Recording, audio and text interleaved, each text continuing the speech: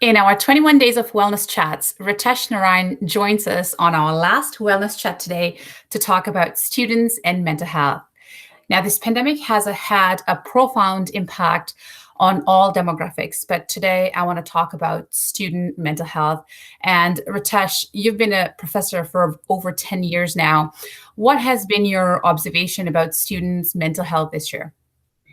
Thank you, Anshi. Thanks for having me. A really good question indeed. Let me start by saying that being a student has always been quite challenging. You're always juggling schoolwork and social work and what have you.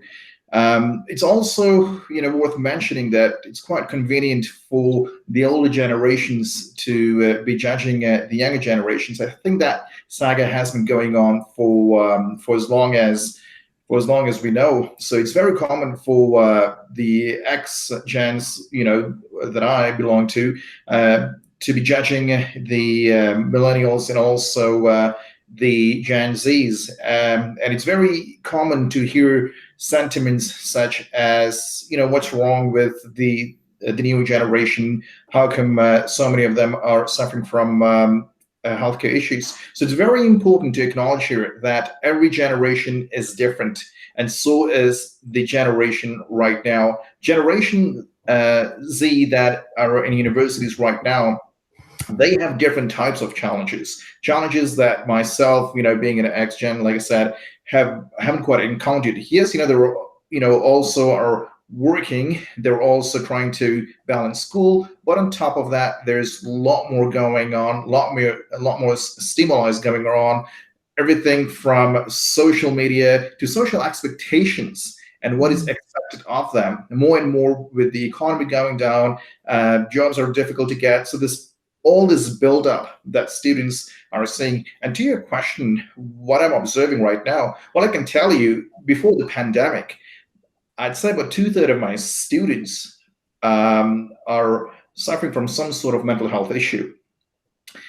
And with the pandemic, that 2/3 has grown to, I would say, substantially to maybe even about close to 80% of students that are suffering from some form of mental health issue, because not only they have to adopt to the new normal, but studying remotely, which most of them are doing, isn't easy. Trying to figure out your meetings, trying to submit assignments online, lacking that social interaction. And a lot of the students right now really depend on employment to get them through school and of course to survive.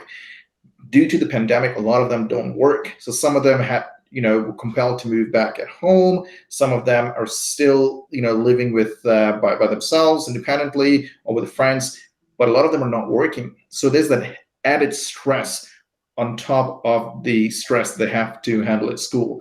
So this generation is special, is different, and special does not mean bad. It just means that they are being exposed to a lot more different challenges than we have ever experienced. I really like what you said about special not being bad, because I think that's very important to recognize that special doesn't always mean in a negative way or anything like that. And I agree with you, a lot more expectations on this generation. And with that, what advice do you have for students this year during this holiday season?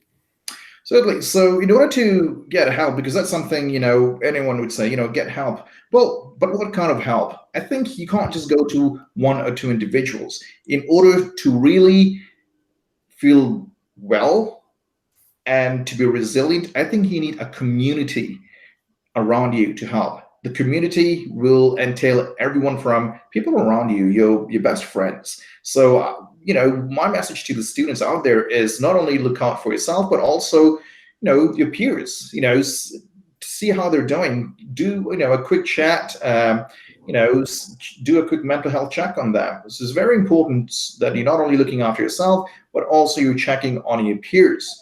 So that's one. Secondly, reach out to your friends.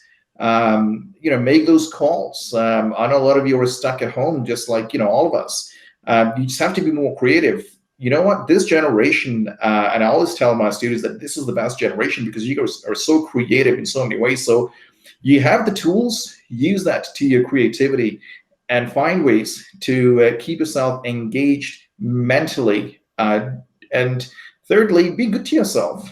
You've done a lot of good work this year, and acknowledge that.